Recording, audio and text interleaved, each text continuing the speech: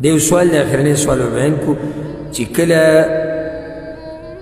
مړی په قبر کې کېښودی شي نو دغه ټیم کوله مخ کولاولی شي او که نه او دویمه ده چې یو سړی په کټ باندې پروت وي مړی نو د ده په دې کټ باندې قوبي شکل جوړول یا بې له پاسه څادر اچول دا کار څنګه دی؟ الجواب اول خو دا یاده کوي چې د مړي مخ ښکاره کول چې کله په قبر کې کېښودی شي دا نه دي جایز.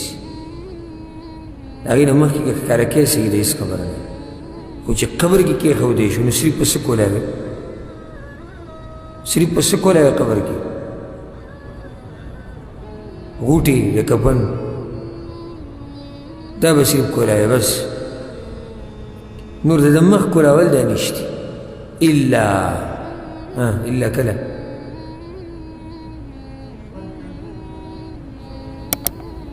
اخو د مخ کې د بایي کې بیا شي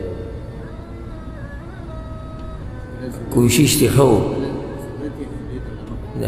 د ستا کوشش ښه و د نورو ملګرو په نسبت الا چې یو سړی د احرام په حالت کې مړ شي مخ به له پټې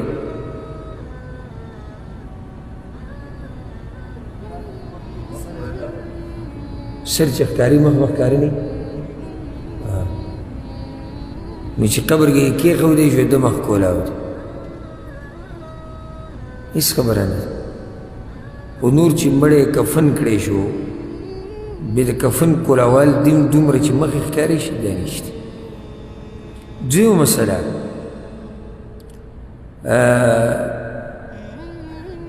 دا کم کټ باندې چې جنازه وړي نعش چې ورته وایي د دې پټول د زنانو دپاره خو ثابت دي او ډېرو اهل علمو دې ته مستحب ویلي دي بلکې د بعضو صحابه کرامو نه دا کار ثابت دی. امام بیهقي روایت راوړی دی چې د پیغمبر صلی الله علیه وسلم لور فاطمه رضی الله عنها دا وصیت کړی چې کله زه مړه شم نو نعش به جوړ کړئ زما دغه جنازې نه. نعش څه ته وایي؟ چې دا زنانه په هغه کټ پرته او په هغې له پاسه داسې یو قسمه دندې څه شی جوړ کړي قوبه غونته کړي په هغې بیا کپړه ور واچي نو دې سره زنانه صحیح پټه شي ځکه چې هلته هغه څادر له پاسه راغی په هغه لرګو چې کوم تا په دې کټ له پاسه راوستي دي نو زنانه بلکل پټه شو. نو دا وصیت کړی د پیغمبر صلی الله علیه وسلم لور فاطمه رضی الله عنها او چې کله وفات شو هغې سره دغه شان چل شي او د نورو صحابه کرامو نه هم ثابت دي. نو اهل علم وایي چې دا مستحب دي د زنانو دپاره نو چې مستحب شو د زنانو دپاره نو په خپله جواب راووتو سړو دپاره نشته.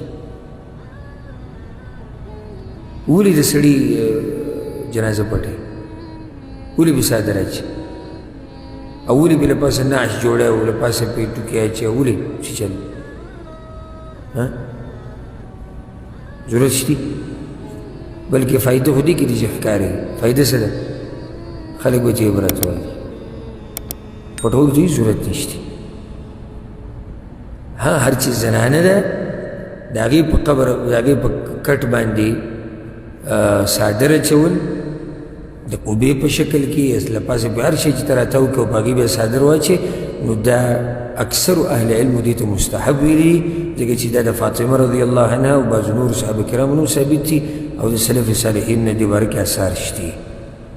هر چې سړي ته هغې ته دې ضرورت نشته جنازې کټ کې پرته ده شانه وړه والله اعلم. په دې باندې به اکتفا وکړو انشاءالله پر روان درس کې به یا روان نشست کې به د باقي سوالاتو جوابات ورکو. الله دې موږ پوه کړي په قرآن او په حدیث باندې. هذا والله اعلم وصلى الله على نبينا محمد وعلى آله وصحبه أجمعين.